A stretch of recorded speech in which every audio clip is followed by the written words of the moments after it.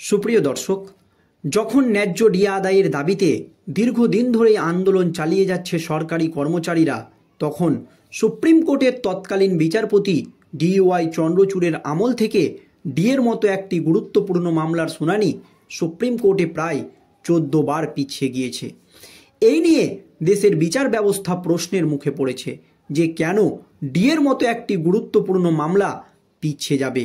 আর এবার ডিএ মামলাকে নিষ্পত্তি করতে একটি গুরুত্বপূর্ণ পদক্ষেপ নিয়েছে সুপ্রিম কোর্টের বর্তমান প্রধান বিচারপতি জাস্টিস খান্না।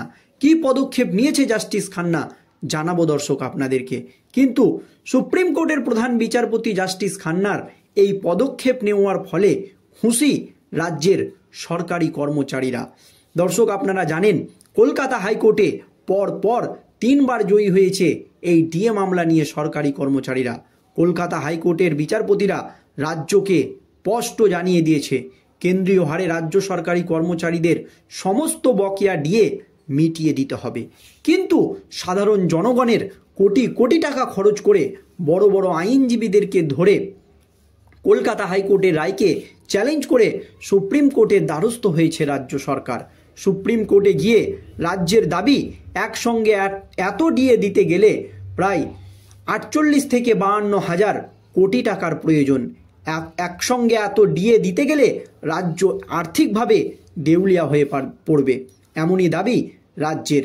কিন্তু সরকারি কর্মচারীদের সংগঠনের মূল মাথা যারা, তারা জানিয়েছে ডিএ তাদের ন্যায্য অধিকার।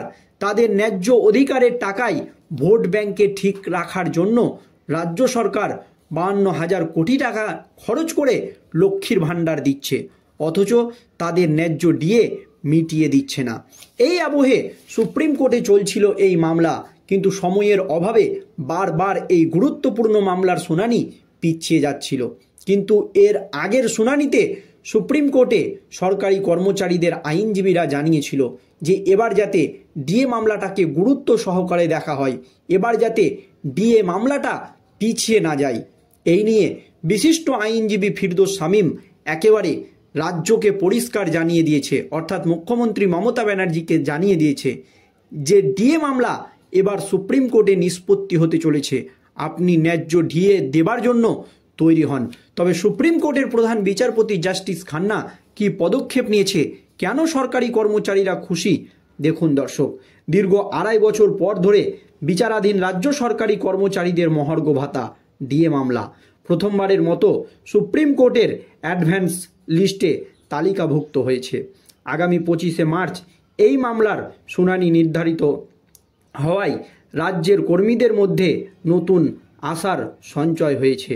সুপ্রিম কোর্টের অ্যাডভান্স লিস্টে মামলাটি 95 নম্বরে স্থান পেয়েছে। একই সঙ্গে রাজ্যের সরকারি কর্মীরা সন্দেহ পোষণ করেছেন, আদৌ কি এই মামলার শুনানি হবে। দীর্ঘদিন ধরে ডিএ মামলার নিষ্পত্তি নিয়ে অনিশ্চয়তার মধ্যে রয়েছেন রাজ্য সরকারি কর্মচারীরা। তবে সর্বোচ্চ আদালতের তালিকায় মামলা ওঠায় তারা এখনও চূড়ান্ত রায়ের প্রত্যাশা করছে। নবান্ন সূত্রে জানা গিয়েছে শুনানির প্রস্তুতির জন্য রাজ্য প্রশাসনের উচ্চপদস্থ অধিকারীরা দিল্লিতে অবস্থিত সরকারি আইনজীবীদের সঙ্গে যোগাযোগ বাড়িয়েছে, পাশাপাশি আইন বিশেষজ্ঞদের সঙ্গেও আলোচনা করছে। দর্শক, এবার কিন্তু রাজ্য সরকার বুঝে নিয়েছে যে ডিএর মতো গুরুত্বপূর্ণ মামলার সুপ্রিম কোর্টে নিষ্পত্তি হতে চলেছে। তাই রাজ্য সরকারও কিন্তু সুপ্রিম কোর্টে এই মামলাকে জেতার জন্য তোড়জোড় শুরু করে দিয়েছে।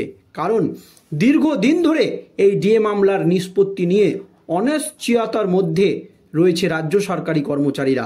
তবে সর্বোচ্চ আদালতের তালিকায় মামলাটি ওঠায় তারা এখন চূড়ান্ত রায়ের প্রত্যাশা করছে।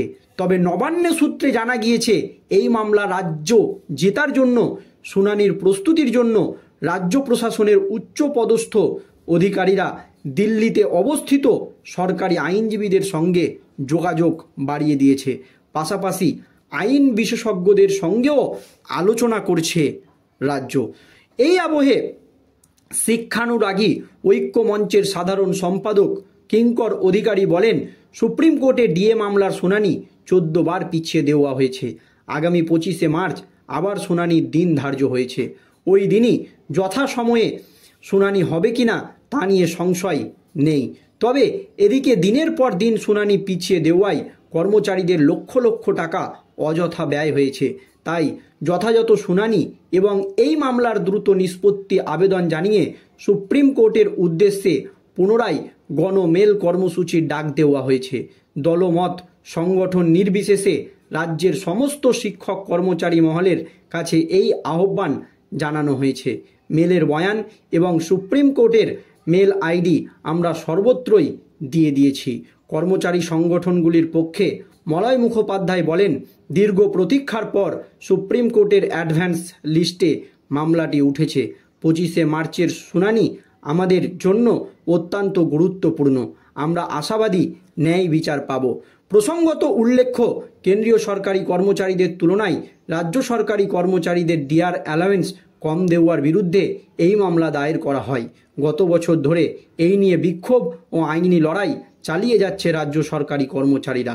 সুপ্রিম কোর্টের সিদ্ধান্ত এখন সকলের দৃষ্টি আকর্ষণ করছে।